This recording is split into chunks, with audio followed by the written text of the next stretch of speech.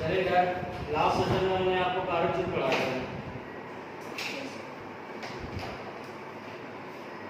उसके बाद मौका नहीं मिला लोगों से मिलेगा। अब देखते हैं। अच्छा ये बताइए, कारक चिन्ह में कोई प्रॉब्लम है?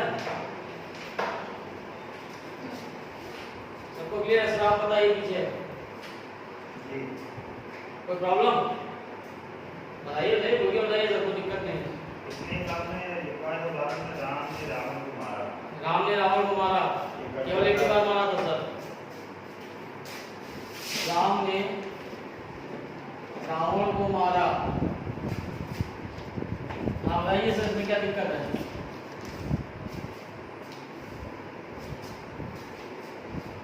इसमें उदाहरण को वो नहीं लिखा है। क्या सर? जो एग्जाम्पल थे वो नहीं लिखा है। एग्जाम्पल आपने नहीं लिख पाया था। इसमें ने और रावण को मारा, करता नहीं। ये नहीं आपने लिख पाया था। देखिए सर, क्या अगर राम पैदा होते, अगर राम पैदा नहीं होते तो क्या रावण को मारा जा सकता था? बताइए। प्रधानता किसकी है सर?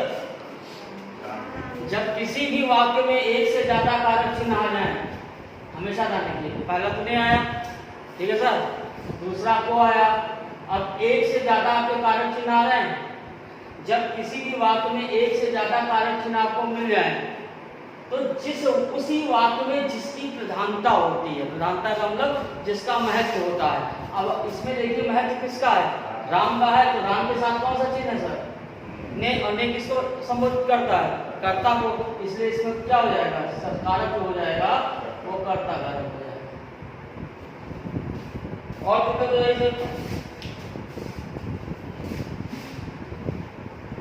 सर? आगे बढ़ा हम ना और भी नहीं। देखिए आज आपको जो टॉपिक में पढ़ाऊंगा वो पढ़ाऊंगा सर्वनाम।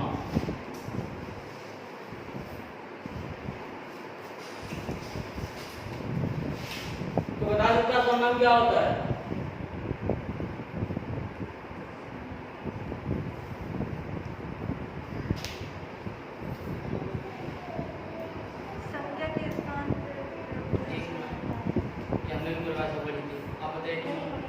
एक आपने पढ़ी, आप बताइए जी। डेफिनेशन तो यही पढ़ी है, मीनिंग होता है। सर्व का मतलब सभी, नाम का मतलब नाम, यानी जिसके नाम को सभी तरीकों से हम प्रदर्शित कर सकें। जैसे मान लीजिए एक सीता है, एक मोहन है, मतलब कहने का मतलब है जिसके नाम को, यानी किसी भी चीज का नाम हो, हम हर तरीके से प्रदर्शित करें। वह भी कर सकते हैं सीता को, एक कुछ भी कर सकते हैं, मतलब हर कंडीशन से उसको हम संबोधित कर सकते हैं। तो यही आपका कहलाता है सर्वनाम। ठीक है। अब बात आती है, यार यहाँ तक तो कोई मतलब ही नहीं था, अब जो बात आएगी वो आपके लिए इम्पोर्टेंट है कंपटीशन लेवल के लिए। कहा जाए कि सर्वनाम के प्रकार कितने होते हैं? सर्वनाम के प्रकार, तो सर्वनाम सर 6 प्रकार का होता है। ये भी चीज ध्यान रखिएगा, कहीं कहीं पर इसको 4 प्रकार के बताया गया है। तो सर्वनाम 6 प्रकार के कौन कौन से होते हैं सर? पहला हो गया पुरुषवाचक सर्वनाम,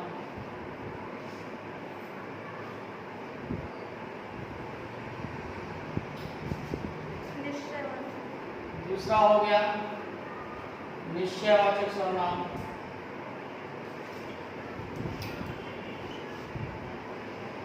तीसरा हो गया अनिश्चयवाचक,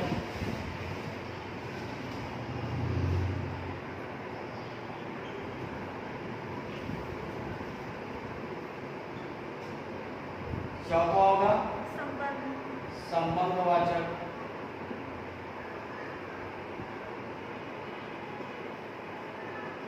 पांचवा हो गया प्रश्नवाचक,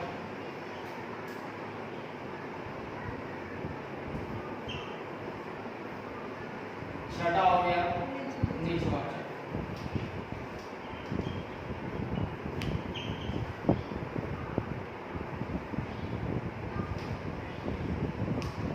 ये 6 टाइप के आपके सर्वनाम होते हैं।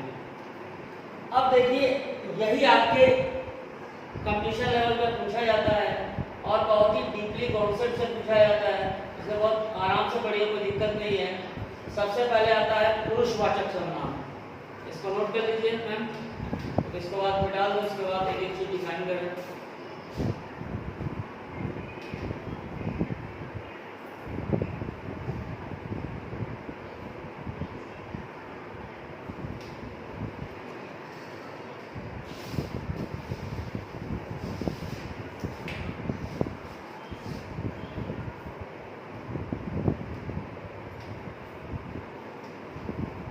नोट हो गया सर?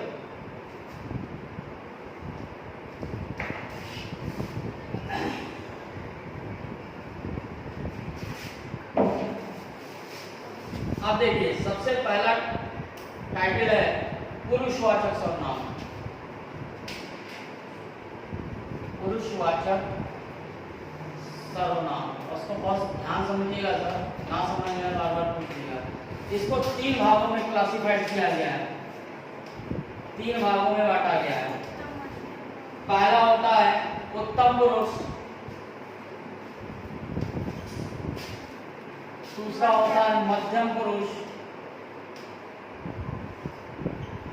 और तीसरा होता है अन्य पुरुष।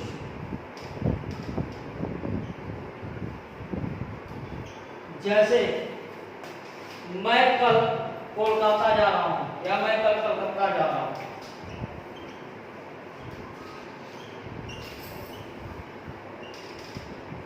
देखिएगा मत, पहले समझ लीजिए, समझ में आ जाता है तो लिखने में आसानी होती है। मैं कल कलकत्ता जा रहा हूं, हमसे बहुत बड़ी गलती हुई,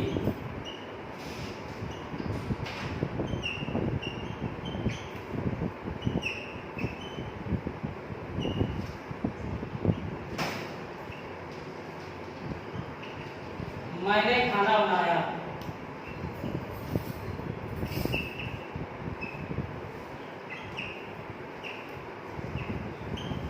प्रश्न कैसे पूछा जाएगा, ध्यान दीजिए। मैं को अंडरलाइन मैंने कर दिया, हमसे को कर दिया मैंने, ठीक है। ये क्या है, 4 ऑप्शन हो गया है, उत्तम पुरुष। ये तो अभी तो आपने बता दिया, क्यों है उत्तम पुरुष, बताइए। क्योंकि वो जो कहने वाला होता है वो उत्तम पुरुष में होता है, जो कहने वाला होता है उत्तम पुरुष में होता है, जो सुनने वाला होता है वो कहाँ होता है? मध्यम पुरुष में, और जिसके बारे में हो रहा था वो अन्य पुरुष में होता है। बिल्कुल सही आपने बताया। देखिए उत्तम पुरुष का मतलब हो जाता है जब कोई वक्ता, वक्ता का मतलब सोचते हैं बोलने वाला, जब कोई वक्ता उस बात को अपने बारे में बताता है, ये समझ हुआ। जब कोई वक्ता उस बात को, यानी बात का मतलब जो वाक्य में कहा जा रहा है, उस बात को अपने बारे में बताता है, तो ऐसे सर्वनाम उत्तम पुरुष में जाते हैं। जैसे मैंने कहा मैं कल कलकत्ता जा रहा हूँ, तो कलकत्ता जाओ, कौन जा रहा है? मैं जा रहा हूँ, अपने बारे में बता रहा हूँ ना, तो यानी मैं जो होगा वो उत्तम पुरुष का सर्वनाम होगा। अगर मैं कह दूं बहुत बड़ी गलती है,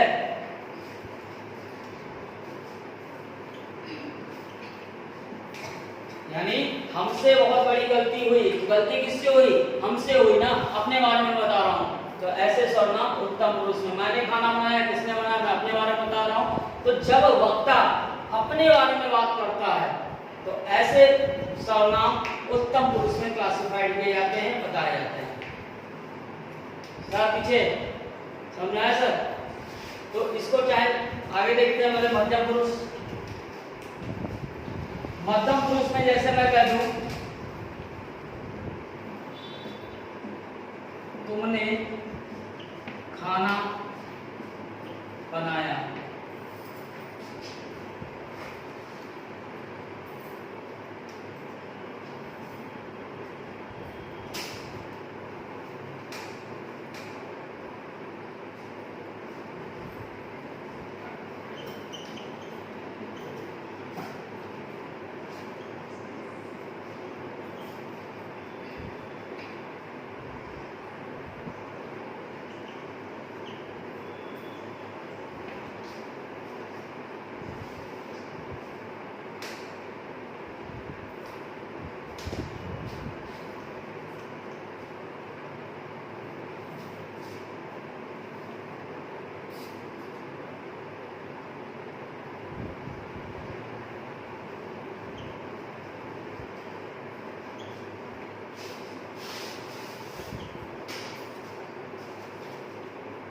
नहीं है।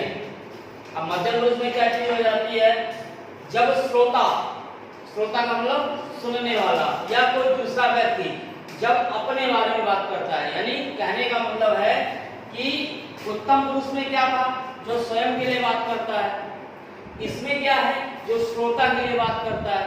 जैसे मैं तुमको, बात को समझिएगा, मैं तुमको, तो मैं तो स्वयं हो गया मैं, तो ये किसमें चला गया, उत्तम पुरुष में, और श्रोता कौन हो गया, तुमको। तो जो श्रोता होते हैं वो मध्यम पुरुष में चले जाते हैं। श्रोता का मतलब जो सुनने वाले होते हैं। जैसे एक मिनट और समझिए थोड़ा, जैसे एक वाक्य लिखा है, मैं तुमको खाना खिलाऊंगा, वो तो अलग अलग है, थोड़ा सा कंबाइन कर रहे हैं, मैं तुमको खाना खिलाऊंगा, और दोनों को अंडरलाइन रेखांकित कर दिया गया है। अब आपको बताना है, तो मैं क्या हो गया, स्वयं के लिए हो गया ना, तो मैं हो गया उत्तम पुरुष, और तुमको क्या हो गया, श्रोता है, तो ये मध्यम पुरुष हो गया। ठीक, अगर इसी को और कह देता, मैं तुमको और उसको खाना खिलाऊंगा, तो अब उसको का मतलब कोई तीसरा व्यक्ति हो जाता, तो ये किसमें चला जाता, अन्य पुरुष में चला जाता। बस यही डिफिनीशन है तीनों सर्वनाम की। अन्य का मतलब जब ना वक्ता हो ना श्रोता हो, कोई तीसरा व्यक्ति निकल कर आ जाए तो वो अन्य में चला जाता है। जैसे वह एक अच्छा लड़का है, समझ रही है, तो ये सब, ये उत्तम पुरुष, मध्यम पुरुष, अन्य पुरुष की स्थिति है।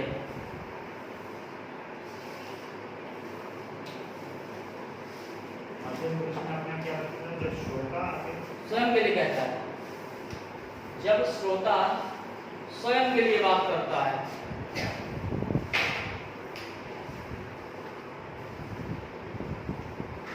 अन्य पुरुष में जब कोई तीसरा व्यक्ति, जब अन्य में, जब कोई बात किसी थर्ड पर्सन यानी तीसरे व्यक्ति के लिए होती है।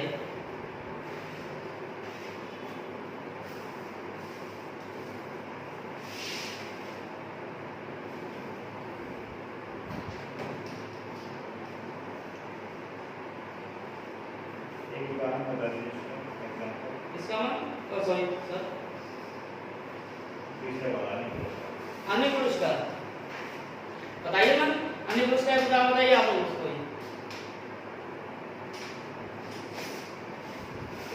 अन्य पुरुष का बताइए भाई कोई एग्जांपल।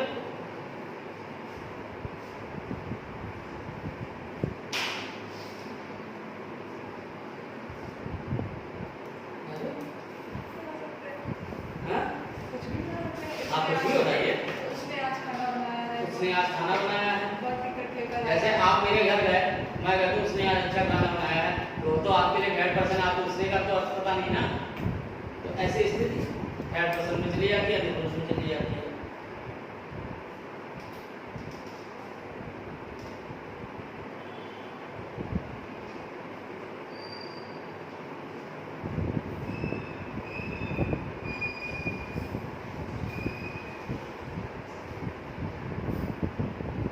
आएगा समझ?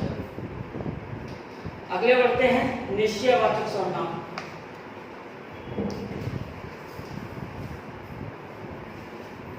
डाल दो इसको। अगली स्थिति है निश्चयवाचक सर्वनाम की। कोई बता सकता है पानी क्यों बरसता है?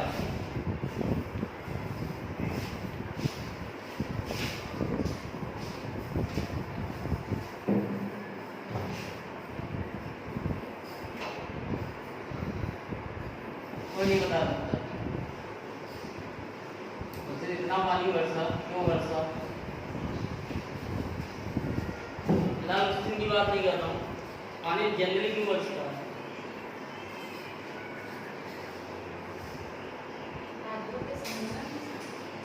बादलों से मैम आप बताइए, बताइए कोई गलत बात नहीं है। बरसात क्यों होती है? फिर इंट्रोडक्शन में आया हुआ क्वेश्चन, क्या ऑप्शन है बताइए मैम, आप बताइए। स्टैटिक फ्रिक्शन की वजह से, positive negative charges static friction की वजह से होता है, तो इसमें बरसता है। या सिंपल बच्चों की वजह से वाटर साइकिल इवेपोरेट हुआ बड़ा बरसा।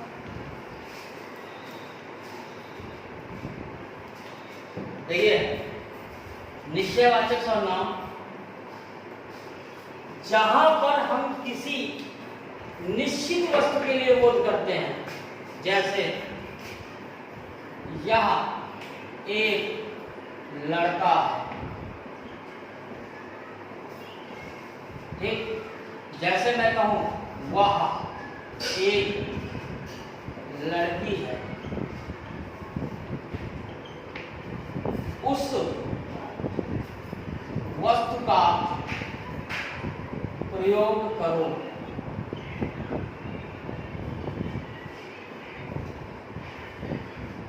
अब यहां पर देखिए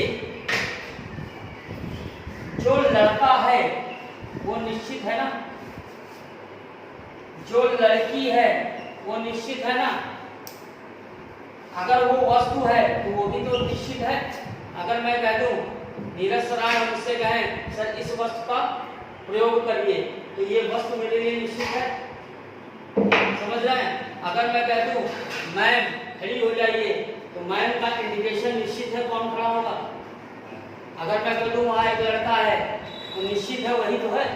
तो ऐसी स्थितियां निश्चयवाचक सर्वनाम में चली जाती हैं। बहुत ही कॉन्सेप्ट है इसका, आएगा समझ में। और यहीं पर अगर मैं कह दूं, देखिए मैं थोड़ा सा और चीज समझ लीजिए, मैं कह दूं दरवाजे पर कोई खड़ा है,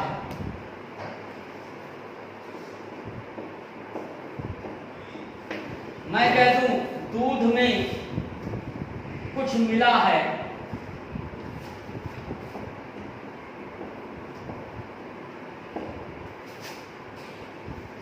दही को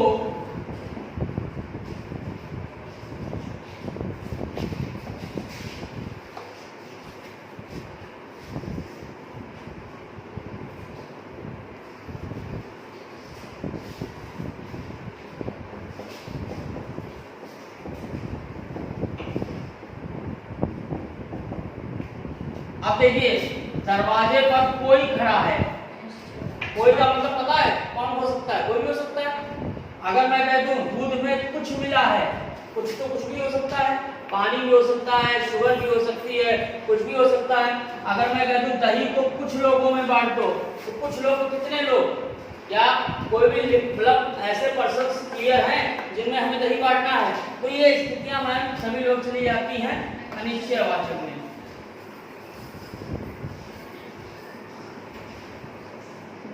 ये अनिश्चयवाचक सर्वनाम, हालांकि ये निश्चय विषय बहुत कम पूछे जाते हैं।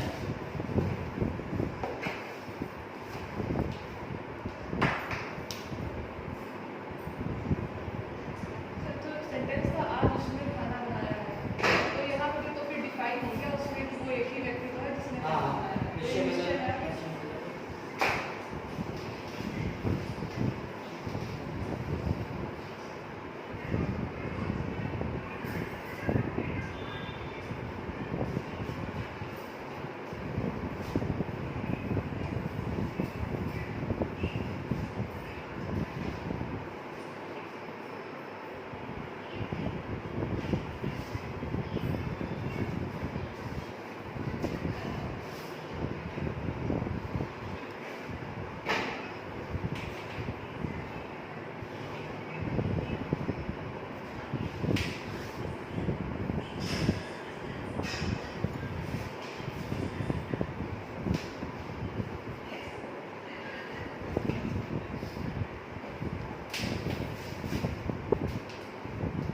हो गया निश्चय निश्चय।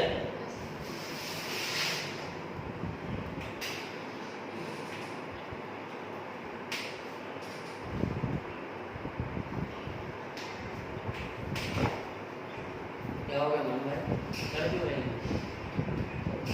तो नसीब के नीचे है। ये क्या कर रही हो भाई मैं? अच्छा बताइए भाई, ये वाक्य क्या लिखा है, मुझ पर मां का बहुत उपकार है, ठीक।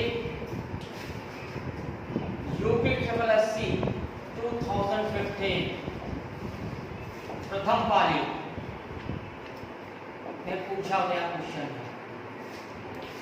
ठीक। ये सब पढ़ाया हुआ है इसलिए मैं पूछ रहा हूँ। 1 नंबर का क्वेश्चन है, देखते हैं कौन सही बताता है।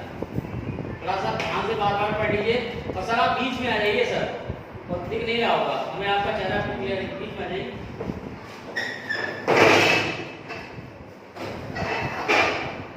देखिए वाक्य जो लिखा है पद्माका प्रकार है,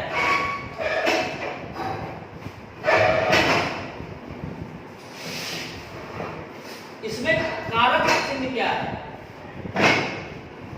उपयुक्त वाक्य में कौन सा कारक चिन्ह प्रयोग किया गया है? ठीक है, 4 ऑप्शन होंगे। खैर जब कारक आपको पता है तो ऑप्शन तो अपने आप पता होंगे, तो ऑप्शन लिखने की कोई आवश्यकता नहीं है, आप मुझे डायरेक्टली इसमें कारक बताइए। संप्रदान किसमें जाएगा? उपकार है तो संप्रदान में जाएगा। अच्छा पढ़ा है सर, इसका मतलब आप बताइए मैम। संप्रदान में जाएगा, आप बताइए मैम। वो तो है ही नहीं तो फिर संप्रदान कहाँ से होगा? हाँ सही बात है मैम, लेकिन उपकार है मतलब नहीं देखिए मैम सबकी मत सुनिए। देखिए एक ऐसा सेशन पर हम पढ़ते हैं एकेडमिक सेशन, जिसमें पड़ोसी में क्या लिखा है एक बार चीट कर लेते हैं, चीटिंग कर लेते हैं, लिखाते हैं ठीक। लेकिन एक ये कंपटीशन लेवल ऐसा है कि पास में आपको आंसर होते हुए भी आप अपने आंसर को चेंज मत करिए। सबसे बड़ा सिम्टम यानी जो लक्षण है, जो कंडीशन है कंपटीशनर के लिए वो यही है, आपका गलत हो पड़ोसी का सही हो, लेकिन आप अपने गलत को एक्सेप्ट करिए। इसलिए ये सोच के मत बताइए मैम ने क्या बताया, मैम क्या बताएंगे, मैम क्या बताएंगे, सर क्या बताएंगे। आप अपनी गणित बताइए, क्योंकि बाद में आप क्या कहेंगे, हो सकता है जो आप सोच रही हो बाद में आपके मुंह से भले हमारे घर से ना निकले, लेकिन मन में जरूर होगा अरे ये तो मैं सही सोच रही थी। इसलिए यहाँ पर वही बोलिए जो आपका मन कहे। अब इसमें को नहीं है, मैं एक्सेप्ट करता हूँ को नहीं है, और जब को नहीं है तो संप्रदान क्यों हो जाएगा? बिल्कुल सही बात है, जो भी बता रहा है इसका हम लोग पढ़ा नहीं है या उसकी मेमोरी डाउन हो गई है, लेकिन आपकी नहीं डाउन, आप बताइए।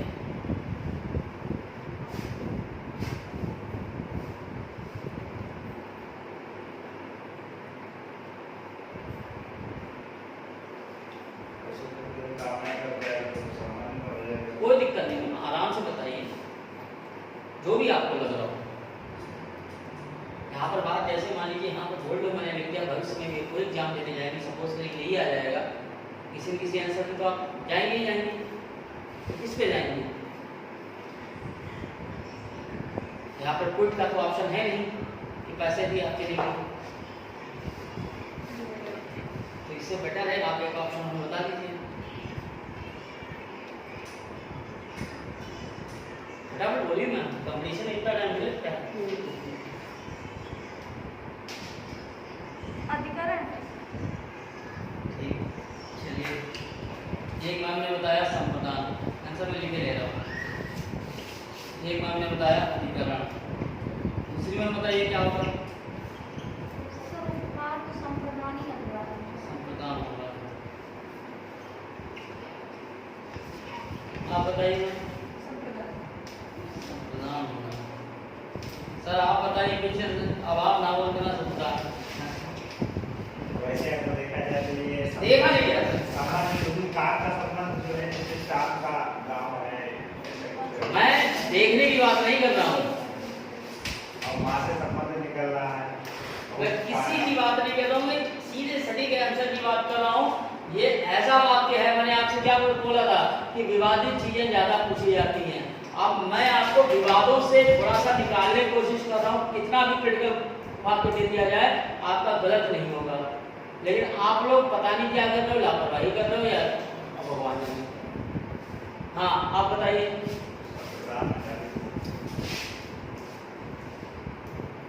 हाँ बताइए सर। संप्रदान संबंध या तो मैं बोल नहीं पाता हूं या तो आप सुन नहीं पाते हो, डिफरेंस दोनों में कहीं कहीं है। या तो मैं उर्दू फारसी बोलता हूं, आपको हिंदी समझ में आती है केवल, ऐसे ही। पहली बात तो ये संप्रदान को के लिए मैंने स्थितियां बताई थी, अगर यहाँ पर कहीं पर को होता तब उपकार को आप कैलकुलेट करते, कृतज्ञता की बात होती, वो है कहीं पर, तो ये संप्रदान कहाँ से आ जाएगा? संबंध तो का तो बाद में आएगा, तब पड़ा है तो अधिकरण होना चाहिए। पहली बात है इसमें मैम संप्रदान नहीं है। सर हमने नहीं बताया संप्रदान, अधिकरण बताया था। तो आपने अधिकरण बताया। अच्छा ये बताइए विद्यार्थी के कितने लक्षण होते हैं?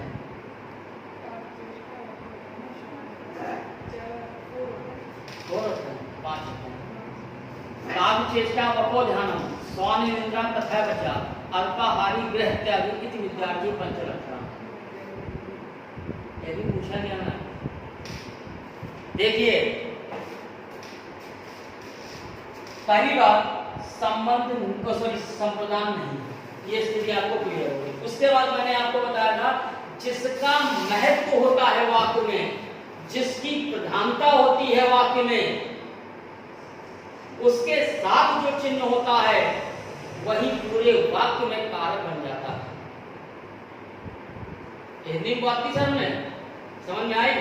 थोड़ी देर के लिए आई होगी, आ जाएगी। इसलिए बार बार कहता हूं सर, ये छोटी छोटी चीजें जो है कंपटीशन में बहुत आगे ले जाती हैं।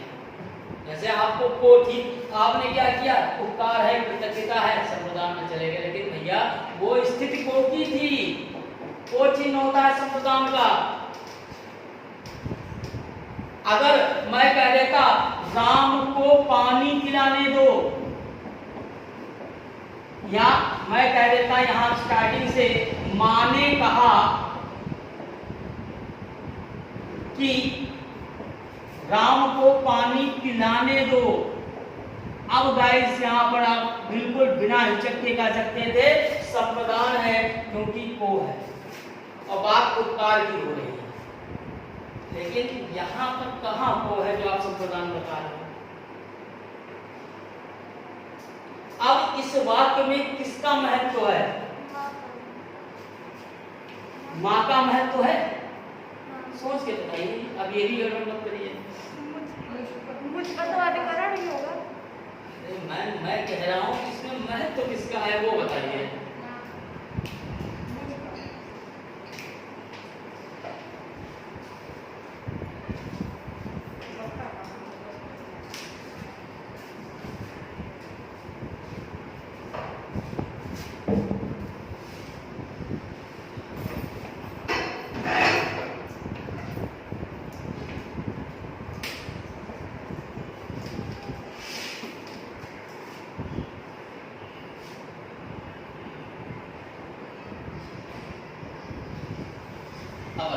मां है नहीं मुझ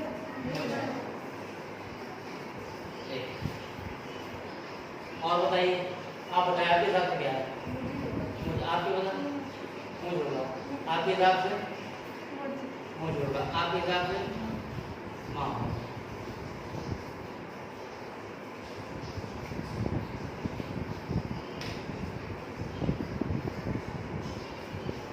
मैम ऐसा करिए, इस बात को क्लोज कर दीजिए, घर जाइए और माता जी से अपनी पूछिए जाके क्या आपने उसको कोई बात किया है?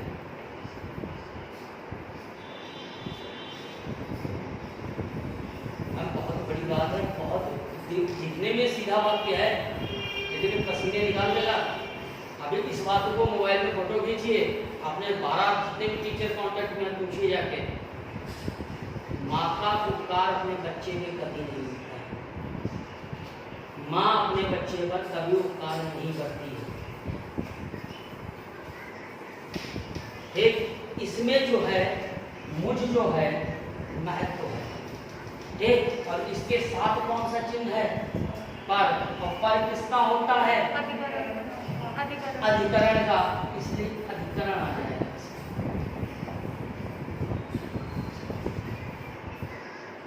ये है बात। आई बात समझ में? देखिए कभी भी जनरली आप चाहिए, मेरी बात पर विश्वास नहीं अगर आपको, माँ कभी बच्चे को उपकार नहीं करती है। मैं उपकार बहुत बड़ी चीज है। माँ पर उपकार करती, खाना खिलाकर, पिताजी आपको पैसे देकर आपकी पढ़ाई करवा के उपकार करते हैं आप पर, आपने गरीब को पैसा दे दिया, वो उपकार है। आपने भिखारी को खाना खिला दिया, वो उपकार है। आपने मुझको एक गिलास पानी पिला दिया, वो उपकार है। लेकिन माता अपने बच्चे को खाना खिलाए, वो उपकार नहीं। ठीक, अभी आप लोगों को मेरी बात बड़ी अटपटी लग रही होगी, घर के जाइएगा अपनी मम्मी से पूछिएगा, मम्मी आप मुझे उपकार करती हैं, तब आपको बताएंगे।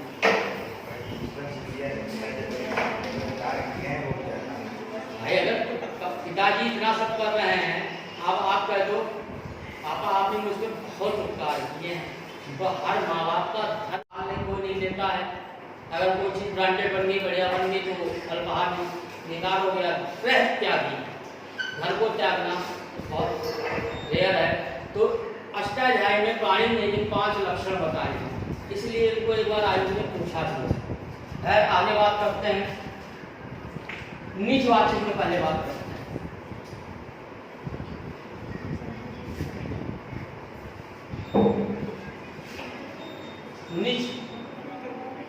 नीचवाचक सर्वनाम। अब आपको पता होना इस नीच का मतलब पता क्या होता है? हाँ नहीं, ऐसा काम बताइए। नीच का मतलब स्वयं, बिल्कुल सही है। जब बात स्वयं किया जाए, जब बात स्वयं किया जाए तब वो नीचवाचक में चला जाता है। जैसे मैं कह दूं आप अपना काम स्वयं कर लो, आप अपना काम स्वयं कर लो। तो देखिए, अगर स्वयं को अंडरलाइन किया जाए और पूछा जाए कौन सा सर्वनाम है, तो ये नीचवाचक में चला जाएगा। और मैं आपको बता दूं, ये स्थिति जो है बहुत ज्यादा पूछी जाती है। नीचवाचक कुछ नहीं, इसमें स्वयं अपने लिए बात हो।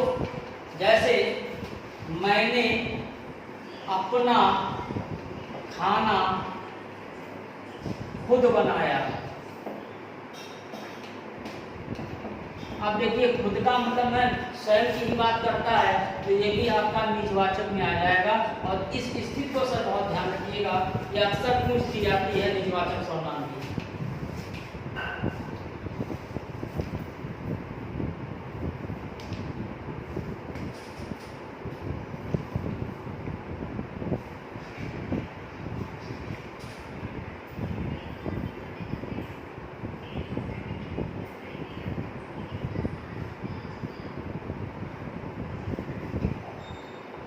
एक और अपवाद इससे आता है, समझ लीजिए। तुम जो बोगे, तुम जो बोगे कैसे लिखा जाता है? गलती हो जाए बता दीजिएगा। तुम जो बोगे स्वयं वही काटोगे, स्वयं वही काटोगे। स्वयं को अंडरलाइन कर दिया। और मैं आपसे इसमें सर्वनाम पूछ रहा हूँ, मैं नहीं पूछ रहा सर, आयोग पूछ रहा है। बताइए इसमें कौन सा सर्वनाम है? फटाफट बताइए, टाइम मत लगाइए, आप लोग टाइम और लगाते हैं। फटाफट बताइए, अभी पढ़ाया नहीं, मैं स्वयं को अंडरलाइन किया, मैंने केवल स्वयं की बात कर रहा हूँ।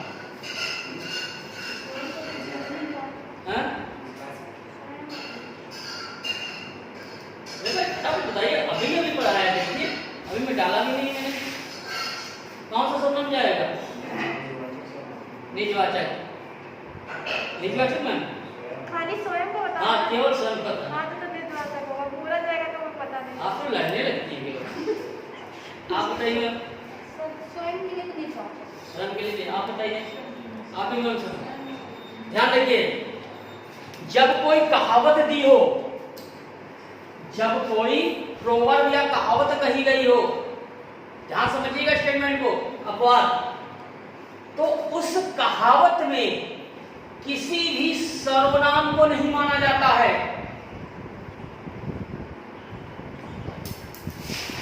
अगर फिर मैं अपनी बात को रिपीट कर रहा हूं कि अगर कोई कहावत है, नोट में लिख लीजिएगा, किसी भी कहावत में किसी प्रकार का सर्वनाम नगण्य है, किसी भी कहावत में किसी प्रकार का सर्वनाम नगण्य है। नगण्य का मतलब जिसे गिना नहीं जाता, और इसमें एक ऑप्शन आपको मिलेगा, इनमें से कोई नहीं। एक ऑप्शन आपको मिलेगा, इनमें से कोई नहीं, और आप लोगों को इसी ऑप्शन पे जाना है।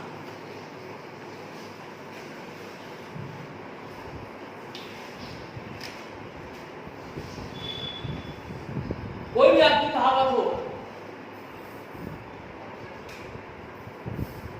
अब जैसे लास्ट बचा है प्रश्नवाचक सर्वनाम, और इसको बताने के लिए मुझे नहीं लगता मुझे ज्यादा मेहनत है, क्योंकि प्रश्न का मतलब ही प्रश्न वर्ड हो जाए, क्वेश्चन वर्ड आ जाए, वही आपका प्रश्नवाचक हो जाता है।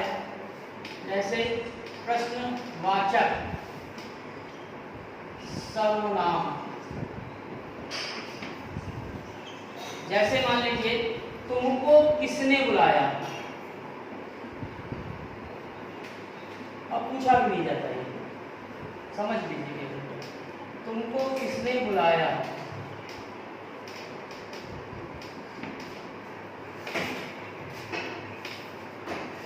इसमें बस आपको ये देखना है, सबसे बड़ी पहचान तो इसमें यही है कि आपको अंत में अंततोगत्वा प्रश्नवाचक चिन्ह मिलेगा। दूसरी सबसे बड़ी बात, इसके वाक्यों के बीच में या प्रारंभ में आपको WH वर्ड, जिसको प्रश्नवाचक शब्द कहते हैं, वो मिलेंगे।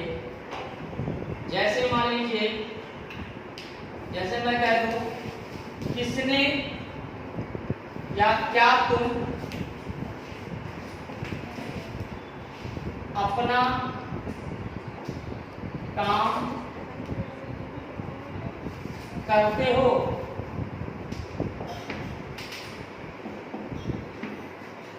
ठीक, तो अब देखिए क्या क्या है, सर्वनाम है, कैसा सर्वनाम है, प्रश्नवाचक सर्वनाम है। तो ये स्थितियां क्या होती हैं, प्रश्नवाचक में चली जाती है जब कोई भी प्रश्न संबंधी वाक्य दिया हो। ठीक है, जैसे यहाँ पर एक और चीज समझ लीजिए, हो सकता है कि भविष्य में आपको कंफ्यूजन आ जाए। क्या तुमने अपना काम स्वयं किया?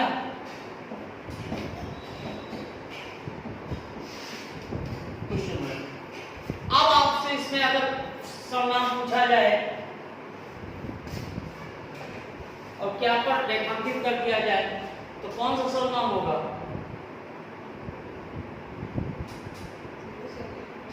प्रश्नवाचक होगा, इसलिए मैंने ये बात बताया। हो सकता है कि स्वयं को लेकर आपको कंफ्यूजन आ जाए, लेकिन कंफ्यूजन नहीं होना है, क्योंकि जिस शब्द में सर्वनाम पूछा जाएगा वो शब्द आपका रेखांकित होगा। अगर यहाँ पर हटा के मैं इसको रेखांकित कर देता, तब कौन सा सर्वनाम हो जाता? निजवाचक में चला जाता। ठीक, तो ये चीज अभी मैंने स्टार्टिंग से नहीं बताई, तभी याद आ गई कि जिस शब्द पर रेखांकित हो, जो शब्द अंडरलाइंड हो, वही उसी में आपको सर्वनाम बताना है। तो ये आपका था सर्वनाम का कॉन्सेप्ट। अब बताइए क्या समस्या है? जैसा करोगे वैसा करोगे, ये भी तो एक कहावत ही है। जैसा करोगे हम, और लेट पूछा मैं तो बहुत तुरंत इस उम्मीद कर रहे थे सर आप सवाल नहीं बताया था, सब कुछ पहले पढ़ा दिया था। हाँ, वही तो नहीं पहले पढ़ा दिया था, मैं यही सोच रहा था, इसलिए इस बात पर विवाद नहीं उठाया। जैसा करोगे वैसा करोगे, तो मैम इसमें कहीं पर स्वयं आया है, कहीं पर निजवाचक की स्थिति आई है। थोड़ा सा गलती हो गई मैम, हमने जो नोट लिखाया है उसमें शायद क्या लिखाया है, ये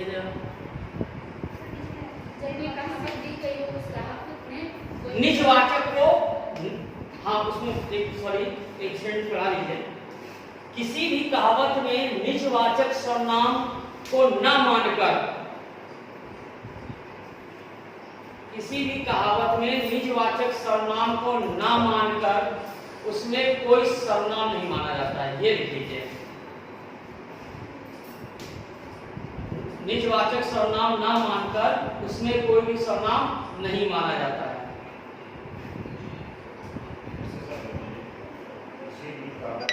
किसी भी कहावत में निजवाचक सर्वनाम को ना मानकर उसमें कोई भी सर्वनाम नहीं माना जाता है।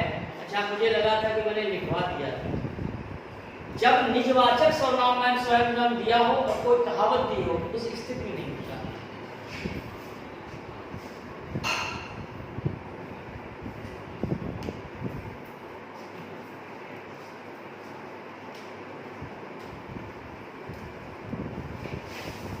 ठीक है?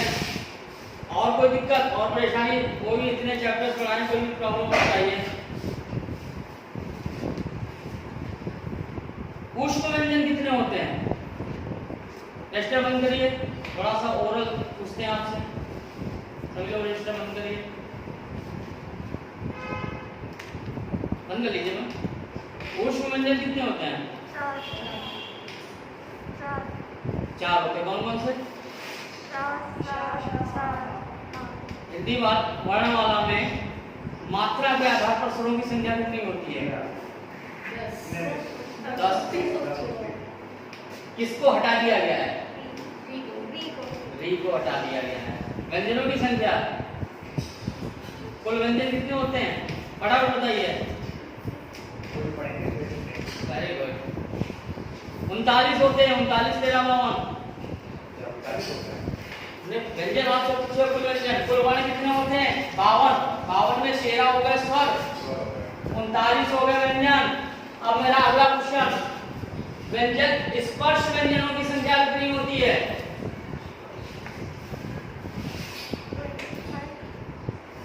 स्पर्श व्यंजनों की संख्या कितनी होती है? पढ़ते रहिए भाई आप लोग। 27। ऑप्शन दे रहा हूँ, 25 या 27?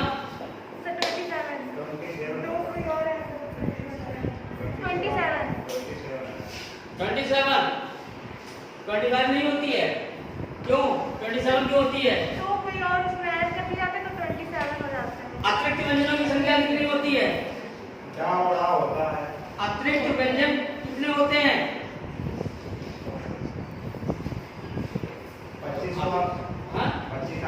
25 स्पर्श व्यंजन होते हैं, 2 अतिरिक्त व्यंजन होते हैं, और वो 2 अतिरिक्त व्यंजन ये भाई साहब और ये भाई साहब होते हैं।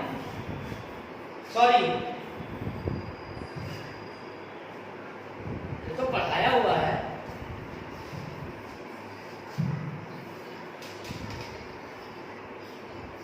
ये कैसा व्यंजन है?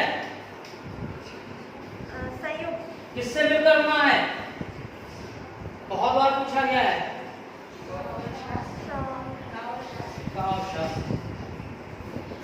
ये बताइए, ये कैसा व्यंजन है?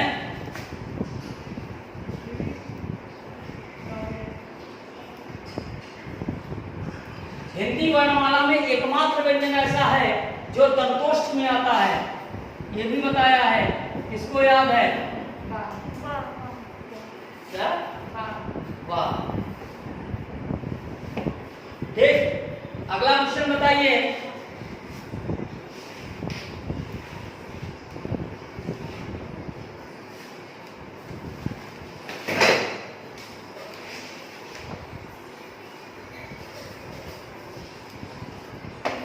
इस व्यंजन का उच्चारण स्थान मूर्धन्य में आएगा, मूर्धन्य में आएगा, मूर्धा में आएगा? मूर्धा में नहीं आएगा सर। मूर्धन्य में आएगा, मूर्धा में आएगा? क्या आएगा? मूर्धा में नहीं आएगा। एक ही है। तालव्य और तालु एक ही है। ठीक है, कंफ्यूज मत होइएगा। ता का उच्चारण स्थान दंत, बिल्कुल सही है, ता वर्ग में आ जाता है। ठीक, पा का उच्चारण स्थान ओष्ठ, बिल्कुल सही।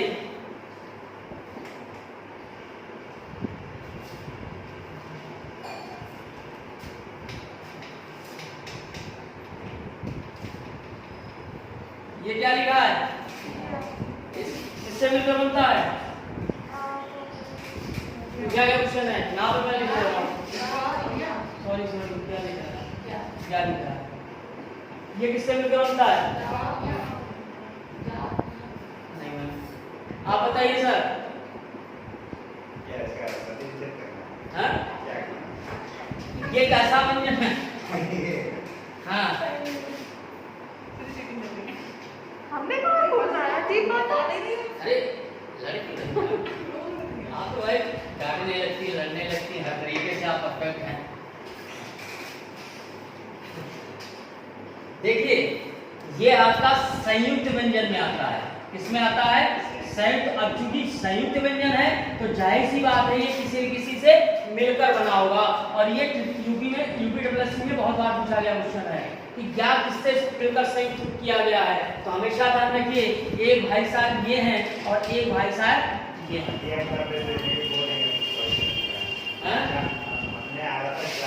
मैम सही बता रही थी, बस जाको को गाँव बता रही थी।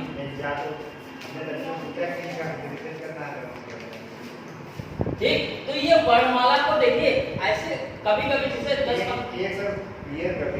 जी किताब में जैसे 13 है कुल। हाँ और ऐसे जो है आप 11 बता रहे हो तो मुझे 3 क्वेश्चन अगर 3 क्वेश्चन पूछ दिए जाए। सॉरी सर, मैंने हर चीज क्लियर कर रखी है। अब ये जैसे आपने या तो ध्यान नहीं दिया होगा, मैं कोई विवादित चीज बताता ही नहीं हूँ, मैं पढ़ाता नहीं हूँ। देखिए अगर मेरी बात समझ लीजिए, तीनों चीजें मैं इंपॉर्टेंट बता रहा हूँ। अगर कुल स्वर पूछे जाए तो सर 13 हो गए। ठीक, मूलतः पूछे जाए तो 11 हो गए। मात्रा के आधार पर 10 हो गए। निकाला किसको गया है? री को निकाला गया है। बस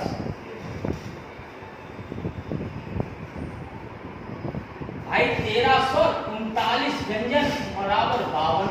ठीक, इस 52 में 27 स्पर्शी व्यंजन हो गए, 4 आपके संयुक्त हो गए, 4 अंतस्थ हो गए और क्या बचे?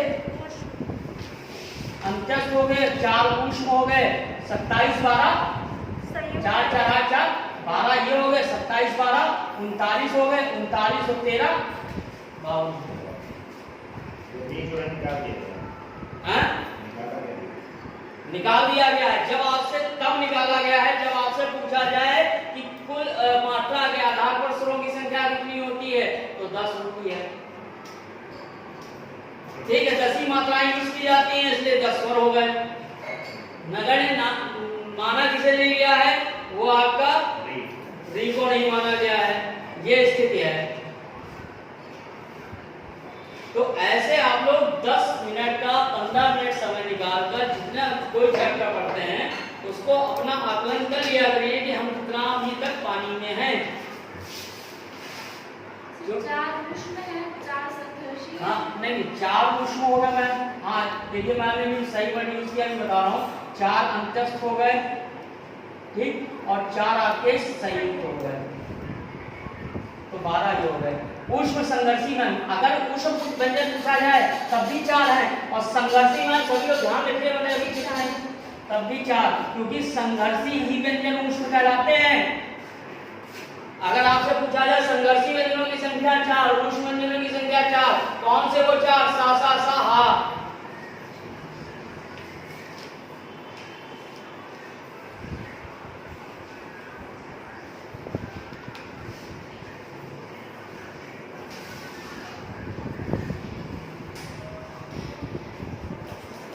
तो इन चीजों को बहुत आराम से लेके चलिए, ज्यादा कुछ नहीं पड़ना, यही सब छोटी छोटी चीजें हैं इसी ग्रुप में जो दिक्कत दे देती है।